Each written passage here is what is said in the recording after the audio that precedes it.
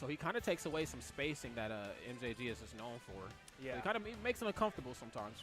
And so we'll see how these two can. Looks like we're going to go to Battlefield for game 1. Yeah. Do you know when does it become best of 5? Is it not to like winner semis or something? Or top 8 or something? all the top 8 best of 5, or is it just okay, just losers, winners, and grands? So. Okay. Thank God, because yeah, that'd be a lot of doubles. Yeah, that's quite a bit of doubles. And singles, you know. I could see if we were at a major, I could roll with it. I did a top 8 doubles in Smash and Splash 2, and I was like 4 hours. Oh wow. Yeah. Oh, I think I remember that actually. I was watching. Who was MTK teaming with there? Ally. Yeah, I remember watching Ally. them. Yeah, that was intense. Yep. But in any case, this isn't Smash and Splash. This is FTS, the Republic, and here we got Smash 4 doubles. We got MJG and Sinnyboo in for their 4th game in a row. They're king of the hills right now in doubles, playing against Kwaz and Papa BlooD. And already we see Little Mac off stage, but he does have his jump, so he's going to recover. As always, playing Little Mac, that's kind of Little Mac textbook stuff 101. Little Mac for dummies, oh my goodness, but then goes right for the jolt haymaker to come back towards the stage. Unfortunately, lack of communication there, really. There just wasn't anything he could do. BlooD couldn't? I thought he could just. No, I mean Kwaz. There's nothing Kwaz could do. I mean, he had to recover because I'm special. He would have been a little bit too far away from the stage. Yeah. BlooD was just waiting too long. Yeah, sadly, he lost his invincibility, and now both guys are without their first stock. Sadly. Yep, that's an unfortunate start, but you know, these are 2 excellent players as we saw them play, a few games before. So we'll see how they react here. Yeah, these guys playing it really safe too. Yeah. That's gonna do it. That's gonna do it. And it seems like, I've played Donkey Kong a little bit, and I've gotten the ding-dong, but I very rarely get the kill set up. So it's props to BlooD for just knowing the percentages and when it will kill exactly and hitting it so consistently as we've seen in these past 2 matches. Absolutely. Because that's not necessarily the easiest thing to do. Oh, try to go for down tilt and a down smash. He's feeling himself and walks right up. KO punch, and that's gonna do it. And like I said before, that's something Sinnyboo just can't really deal with. He can't deal with characters that can kill you very early. Sinnyboo's always looking for the fight, but I don't think he's used to, halfway into the fight, a guy can kill you now insanely early. And unfortunately, though, we're seeing the same issue we've seen in almost every match so far, and that's MJG is just not dying. He refuses to go outside those blast zones. And even if he does, it's not until very late into the game when, he still has a sizable lead after dying. So absolutely. And, we've seen every team struggle to deal with that, and we're seeing, Kwaz and BlooD struggle with that right now. We'll see how they're able to adapt to it. But there it is. Oh, limit cross slash is going to kill my man DK, sadly. We'll see what Little Mac has available. If he can take out Cloud, there's still some hope there, because then he has to share stock. But, I mean, we'll see what kind of show he can put on here. True. Can't count characters like Mac and Cloud out. They are the comeback kids. They have that. That's true. And like you saw F-tilt on Villager. I mean, just finishing him off like that. Man, I'm convinced that Mac has Snake's F-tilt. He's borrowing. Okay, that's not going to do too much. Well, I don't know. I wonder why he went for that dare. Oh, Sinnyboo going for the disrespectful dare, but yeah. In any case, that was an unfortunate showing in Game 1, but, we both know how good these 2 players are, Kwaz and BlooD, so yeah, expecting to see a more solid show in Game 2. Quite the formidable opponents, that's for sure. That was quite the finish there. A little quicker of a match than I expected that to be. Absolutely. Right out the gate, Sinnyboo had lost like 2 stocks in like a minute 30. I mean, he was like out of the picture quickly, and that shows, our overall matchup, our Cloud matchup knowledge. We fought, Kwaz from, time and time. Nev has a Cloud. Credit God back when he used to play competitively had a Cloud. Hell, anybody has a Cloud. I mean, he's easy, Yeah. And so with that being said, Minnesota, they're kind of lacking like that top tier matchup knowledge. I had a talk with, I believe it was like Josh or Dane from over there, and they're like, yeah, we don't have a Mario. We don't really have a Diddy Kong. I mean, we're just, like a lot of these top tier characters that we should know by now, we're not really accustomed to fighting. But with that being said, the same is also applied to other regions too, because then you got guys from Minnesota like Swag Master who plays Mega Man, Ganon the Beast, of course, Triple R, and Cookie Tech, guys who main like Kirby and Ike. They go to tournaments like Kings of the North and they just clean up. Because nobody has that matchup experience, exactly. So, I mean, there's both sides of the spectrum there. Absolutely. Obviously, ideally is you want to have a healthy mix of both. You know, you want solid. You want every single character in the game to have a solid player or two representing him in your area. But in a game like Smash, that's hard when there's 50 characters or whatever it is. Right. And I guess we're doing it here. Okay, this is not a button check. We're actually doing it here. Oh wow. Okay. Okay, Omega. Oh, Wow. and this is winners finals actually. Oh, is this winners finals? Are we that far in the bracket?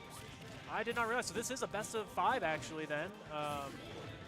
With MJG and Sinnyboo taking game 1 there like we saw. We got the overlay now. So. Alrighty. We'll see what happens. You know, we have a few more games to a couple more games to figure out what's going on, but that cross slash from Sinnyboo will finish off BlooD pretty quick. That it will. Omega mid-guard is where we're going, but just like that, Kwaz silences the audience and finds the opening for a KO punch. BlooD is there for the coverage with that pivot grab. Yep. Golly, that pivot grab range. It is beautiful. Him, Bowser, and Wii Fit Trainer, man, I don't know whose idea it was to give him that pivot grab range, but that was insane. It is ridiculous. Unfortunately, Mac just a little too far away from the left side of the stage there. Couldn't quite extend with that Jolt Haymaker to snap. He could, but I'm excited. There's a different dynamic in this game that we haven't seen in any other game where MJG's down a stock and, you know, his teammate's up 1, and he's kind of in the fray with everybody. He's not sitting pretty above everybody with an extra stock. No, he's not. So I'm kind of interested to see how that, you know, affects his gameplay, how it affects his opponent's gameplay towards him. Well, now it kind of forces, you know, Cloud to be the stock tank, and that's kind of the role Sinnyboo likes to be anyway. You know, he likes to play very safe, very meticulous. Not the aggressive guy if he doesn't need to be. Pulling that up, yeah, I was almost expecting to go on the forward air there, but he was smart enough not to. I can almost guarantee that if the blue team loses this match, Kwaz is going, Ryu, oh my goodness. Yeah. And I spoke a little too soon. MJG down to his final stock already. We have not really seen this at all since they've been on stream. Mac has a lot of room to rip and run here. He has a lot of room to kind of tack on minuscule damage. It's jab 1-2, run off, jab 1-2, run off. So with that being said, you know, I think MJG was kind of taking more percent than he actually was aware of. Yeah, absolutely. Because, I mean, 1 or 2 jabs from Mac can confirm right into a forward smash of some sort from BlooD. So. Absolutely, and we'll see. And vice versa, I guess. Yeah, sure. Oh, he tried that. Ah, just out of reach for the confirm. 55% gets. That will finish off Little Mac's last stock. Will he share stock? He will share stock. Mac is back in the picture, and unfortunately, DK's dead right after. Yeah, DK's about to go say hi to Harambe. He's out. Yeah, they were looking strong. I'm not counting Kwaz out here, but things have definitely taken a turn for the worse for Blue Team. We know, though, there's always game 3. Well, I can't say there's always game 3, I mean, but there's game 3 here, though. Yep. In winners finals, there is always a game 3. We'll see, though. If he can clean up Cloud stock, you know, Villagers at very high percent here. I think he would probably prefer. Yeah, I was going to say he'd probably prefer to clean up Cloud stock there just so he doesn't have to deal with MJG 2 stocks in a row, but. No, if he can get MJG out of the picture, it's very doable for him to kill Sinnyboo. You know, like I've said time and time again, he can't really deal with like characters like Mac and just bayoneted characters who could just conversion kills. Especially when Mac has the momentum on his side. You know, he's a very momentum-heavy character. He wants to just keep punching you over and over. And but he does get caught up after trying to hit MJG there. He gets caught up in that limit cross slash. So you know what Kwaz ended up doing there? He was obviously in a 2v1 situation, but he was always aware of both sides. You know, as he was applying pressure to Sinnyboo, you know, MJG would kind of creep in slowly, and then he would just turn around, Jolt Haymaker. And I think that's kind of what he went for there that second time. He just went right for another, I don't know, Haymaker, or maybe just, I don't know. I mean, it could have been a down tilt into something. You know, Cloud had a lot of damage, but that one time he was just a little too over-aware, I guess, and ate a cross slash. That was an unfortunate situation, but we're going to run it right back to game 3. Hopefully Blue Team's not too discouraged from that. I don't imagine they will be. I wouldn't be, but like I said before, switched over to Ryu. Now let's see how they can deal with this. Oh, and you did call that. That's right. Okay, the up tilt's right into jabs, playing that one safe. You don't want to stale out that already overpowered Shoryuken, I guess. Now, how do you feel about Kwaz's Ryu here? I don't know much about it. I've only ever seen his Latin Mac, really. Oh yeah, we out. Well, well, okay. Despite that unfortunate SD, his Ryu is actually really solid. But Kwaz is a guy who plays with his emotions on his sleeve. You know, when he's emotionally feeling it, you know, he's the best guy in the room. But you know, if he's in a deficit like this, it starts to show. But this is also the same Ryu that beat Soul, aka the best Mac, just this past weekend. So at Genesis, right? At some side event? Yeah, it was like a post-Genesis tournament. So it was like I believe that Monday. I don't know.